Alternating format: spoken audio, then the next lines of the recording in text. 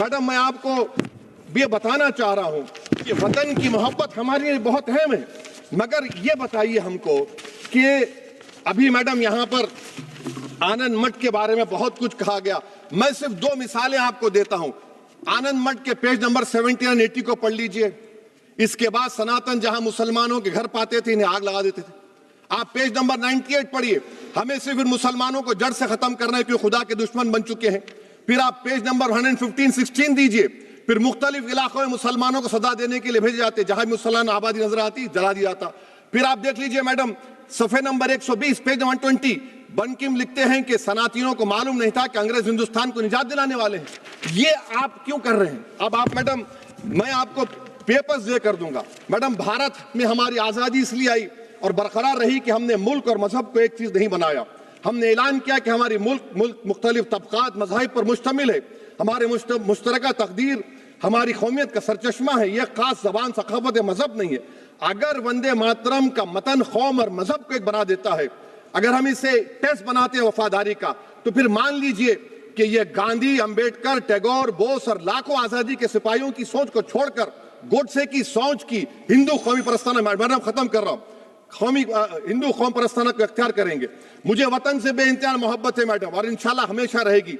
मगर बावजूद इसके कि मेरी मस्जिद, मेरी इबादत गाह, मेरे कपड़े, मेरे कारोबार पर हमले होते, मगर मैं फिर भी कहता हूं कि वतन मेरा, हर वतन को हम छोड़कर नहीं जाएंगे। मगर हुब्बुल वतनी का क्या मुतालबा है?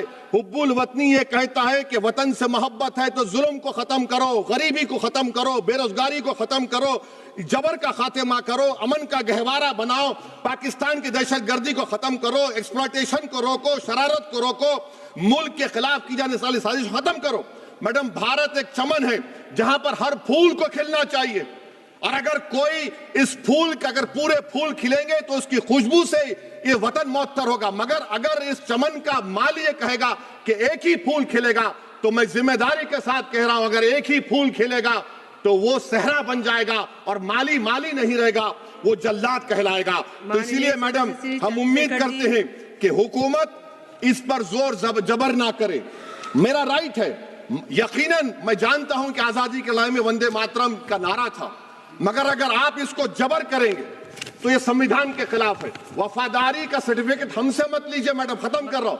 वफादारी का सर्टिफिकेट हमसे मत लीजिए।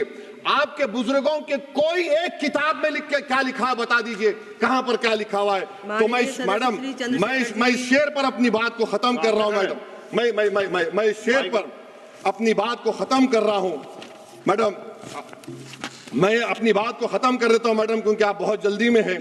कि भारत जिंदाबाद, हिंदू मुसलमान जिंदाबाद, दलित जिंदाबाद, ईसाई जिंदाबाद, आदिवासी जिंदाबाद, जो किसी खुदा को नहीं मानते वो भी जिंदाबाद, और मैडम सब पिछड़ा सब आ गया इसमें। तो हम उम्मीद करते कि इस रूह को आप समझेंगे, अगर आप सिर्फ अपनी आइडियोलॉजी को लेकर चलेंगे। और आखिर में मैडम, जनाब बंकिम चंद्रा साहब के बारे में मैं आपके सामने डॉक्यूमेंट लेकर रहा हूं कि उन्होंने बीए का एग्जाम पास नहीं किया था, 7 मार्क्स से फेल हो गए थे, ये भी रख रहा हूं।